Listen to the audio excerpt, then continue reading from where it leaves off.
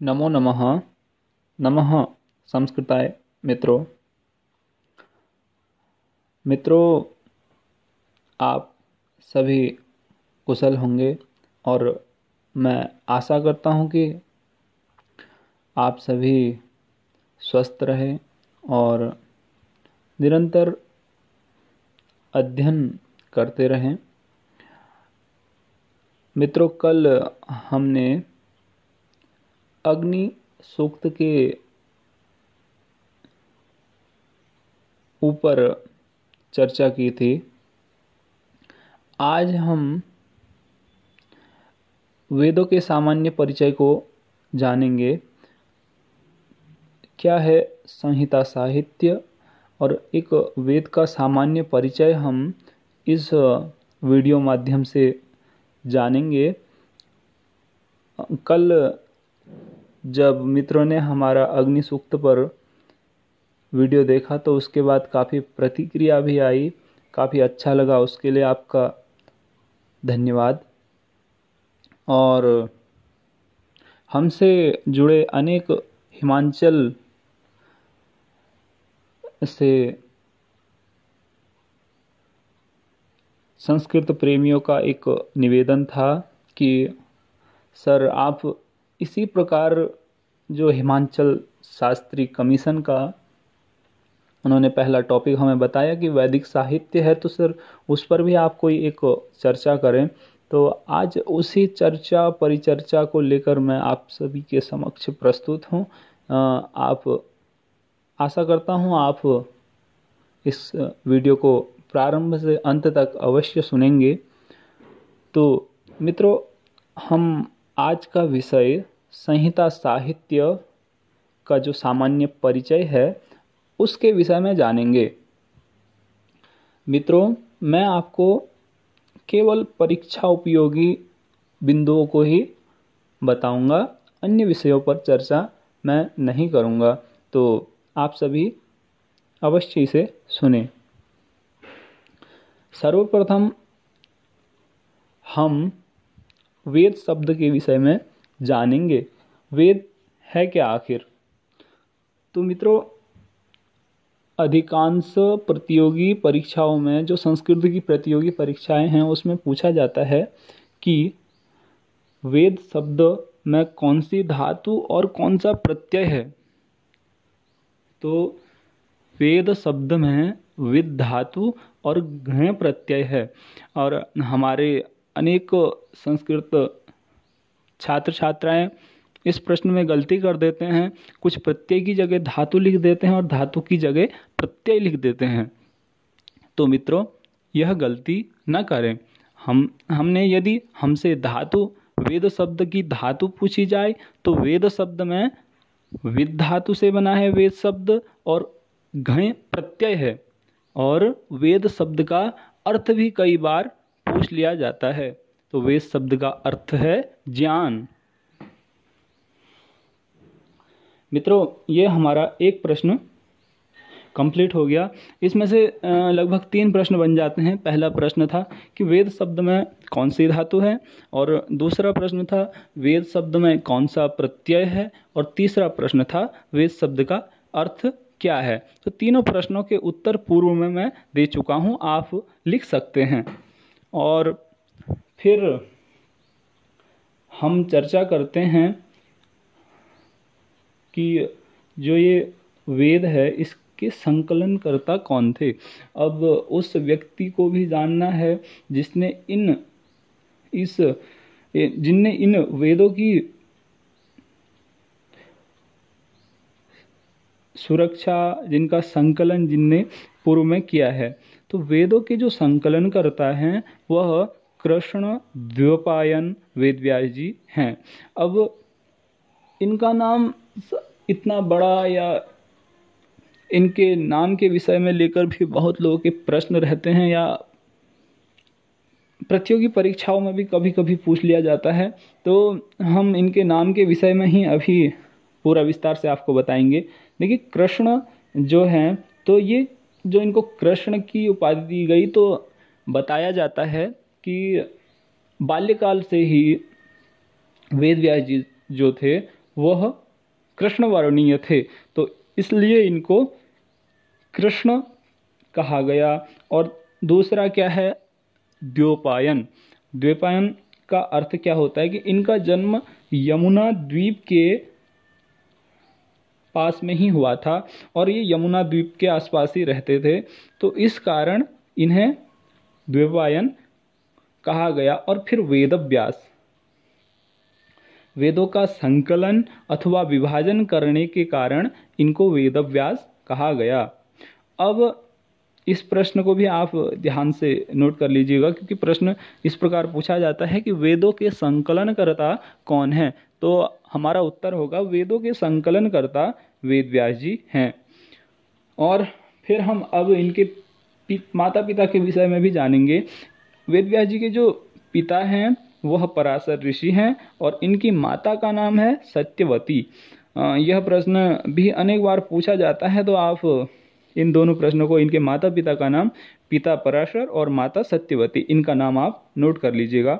और व्यास जी, एक प्रश्न यह भी आता है कि जो व्यास जी ने वेदों का संकलन किया वो ठीक है, लेकिन व्यास जी ने वेदों का संकलन किस युग में किया था? तो वेद व्यास जी ने जो वेदों का संकलन है वह द्वापर युग में किया था। आप इस प्रश्न को भी नोट कर लीजिएगा, क्योंकि बहुत ही महत्वपूर्ण है।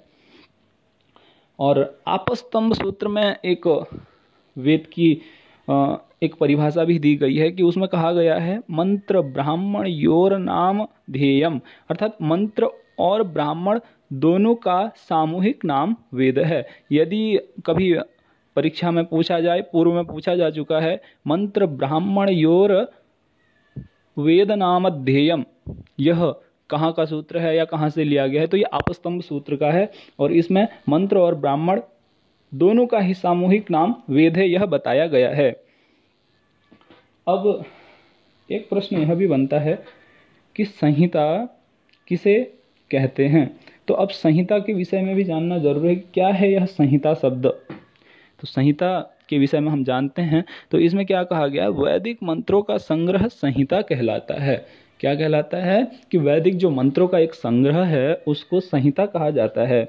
और एक महत्वपूर्ण प्रश्न यह भी है कि मंत्र शब्द में कौन सी धातु है? मंत्र शब्द में मन धातु है। वेद को अन्य किन नामों से जाना जाता है? वेद के अन्य अनेक नाम हैं, जिसमें से हम कुछ मुख्य नामों की हम चर्चा करेंगे।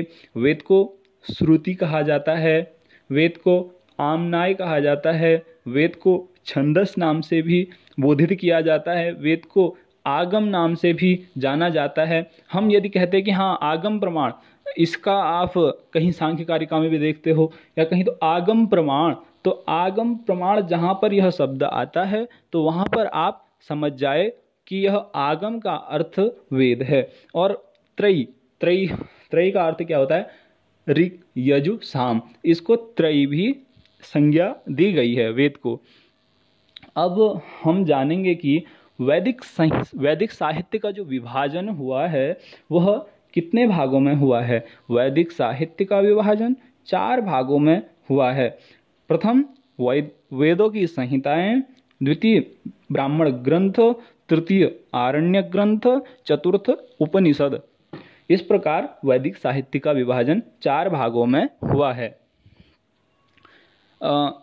प्रारंभ में वेद एकमात्र ग्रंथ था, परंतु जन सामान्य को वेद सरल ढंग से समझाने के उद्देश्य से वेद व्यास जी ने एक ही वेद को 4 भागों में विभाजित कर अपने प्रमुख 4 शिष्यों को इसकी शिक्षा व इसका ज्ञान दिया।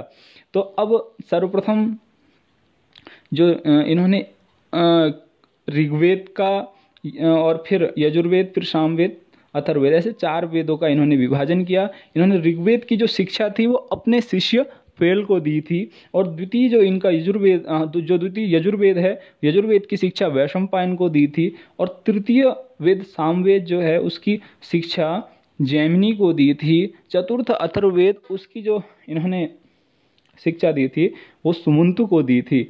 और जिस प्रकार 4 वेद हैं उनके 4 ऋत्विक भी हैं। यह ऋत्विक बार बार पूछा जाता है और आगे भी पूछा जाएगा। तो ऋग्वेद का जो ऋत्विक है वह कौन है? वह होता है यजुर्वेद का अध्वर्यु, और सामवेद का उद्गाता, और अथर्ववेद का ब्रह्मा। ये आप नोट कर लीजिएगा, ये बहुत महत्वपूर्ण है।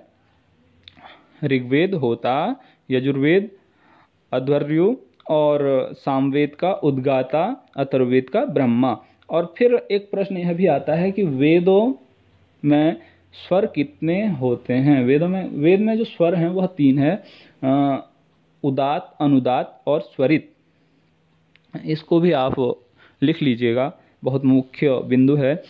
फिर उसके बाद एक प्रश्न यह अधिकांश पूछा जाता है और मुझे लगता है कि ये निरंतर पूछा ही जाएगा कि वेदों की विकृतियाँ या वेदों में विकृतियाँ। वेदों में विकृतियों की संख्या 8 है। वो इस प्रकार है, आप एक श्लोक के माध्यम से भी इसे जान सकते हैं और सीधा भी यह सरल है। जटा माला शिखा रेखा ध्वजो दंडो रथो घनः अष्टो विकृतयः प्रोक्ताः कर्म पूर्वा महर्षिभिः। अर्थात ये 8 विकृतियां हैं, जटा, माला, शिखा, रेखा, ध्वज, दंड, रथ, घन। आप इसको नोट कर लीजिएगा, बहुत महत्वपूर्ण यह बिंदु है। उसके बाद मित्रों, हम ये जो वेद है इनके उपवेद भी हैं और इनके देवता भी हैं। तो अब हम इस विषय पर चर्चा करेंगे।